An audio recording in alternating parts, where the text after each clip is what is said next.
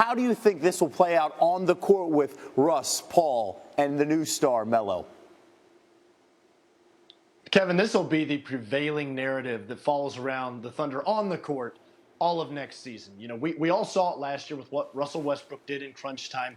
He had universal freedom to take the ball and to basically go 1-on-5 and own clutch time in the NBA. It's really what won him the MVP. And he showed a side of himself that we really hadn't seen before when he was teammates with Kevin Durant. Now you add in Paul George, and now you add in Carmelo Anthony, two guys that want the ball in crunch time, that are used to having the ball in crunch time. You know, you go back and look at what Paul George said game 1 of the playoffs against the Cavaliers last year. CJ Miles takes a shot. Paul George says that's his shot. Carmelo Anthony, he's used to getting the ball in those moments. So this will be something that Russell Westbrook will have to work out. You know, last year the people talked about how Westbrook doesn't have any help. Now it's going to be how Westbrook gets his star players involved. But look, these three guys, they have a pretty strong relationship already, Kevin.